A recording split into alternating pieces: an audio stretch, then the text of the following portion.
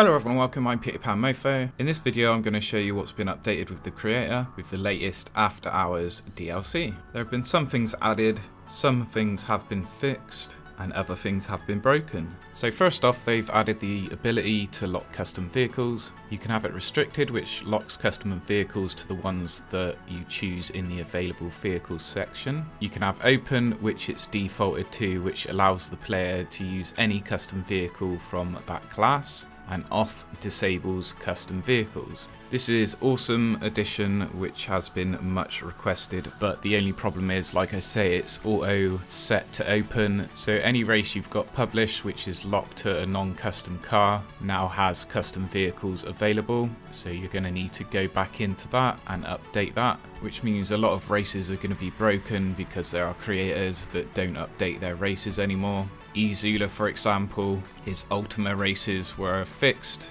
but now because this is set to open, they've got custom vehicles available again in those where they should be locked to non-custom batties. And that won't be fixed because Ezula doesn't create anymore or update his jobs. Path recording options have been updated. They now have secondary and primary paths, so they are different colours. One's green, one's red. You can clear either of these paths. You can have more than one path of each primary and secondary. There's options to clear all paths. You can hide the paths, all paths, primary, secondary paths, and you can cycle through the paths, which is a good way of testing things. If you're in car mode, it will reset you back to the start of the path. So if you're testing a stunt, you can do that rather than using the checkpoints.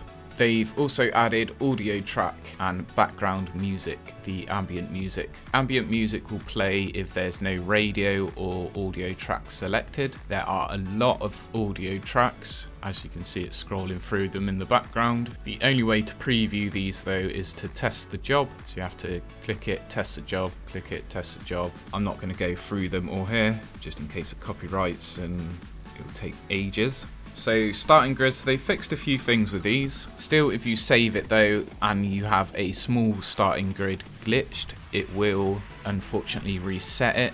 But I'm pretty sure if you don't then save it again, it won't keep it there. You can back out and come back in, it will still be a small grid. There is a way to fix jobs if this happens. I know Hauck shared a video on this. I'll probably be making one myself at a later stage. But if you're just using the regular dimensions, it won't reset back to the long grid like it was previously. And when you save it, it disappears, but if you go back into the race details, then it will come back. The dimensions are back, so you can scroll right through the grids as you used to be able to before, and all the numbers are there, it's looking like.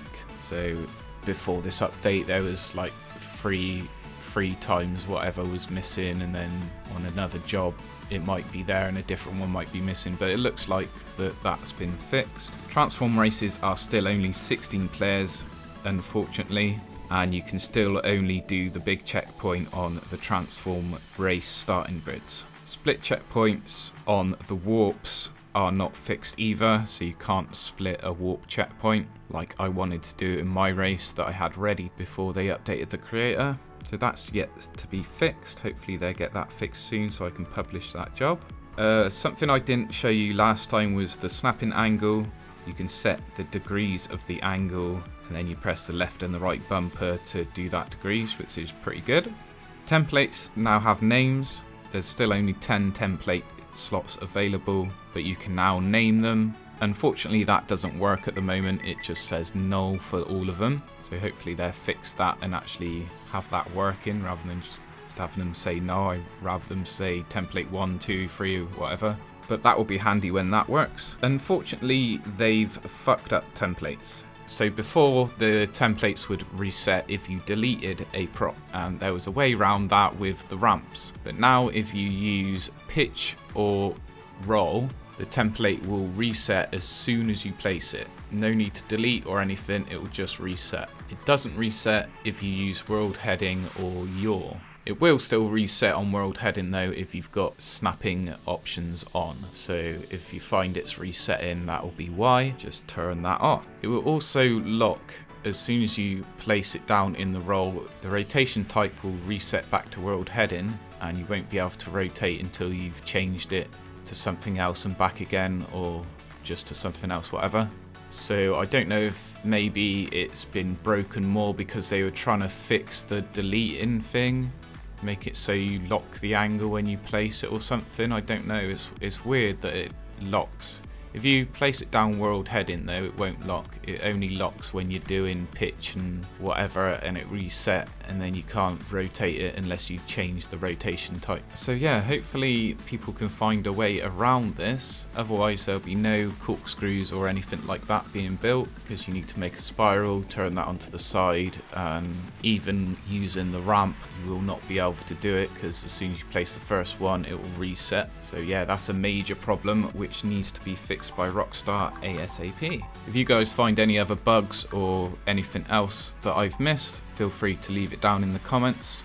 But anyway, if you're new here, make sure to subscribe. Don't forget to leave a like. I'm Peter Pan Mofo. Thanks for watching. Peter Pan, that's what they call me. I promise that you'll never be lonely. Peter Pan, that's what they call me. I promise that you'll never be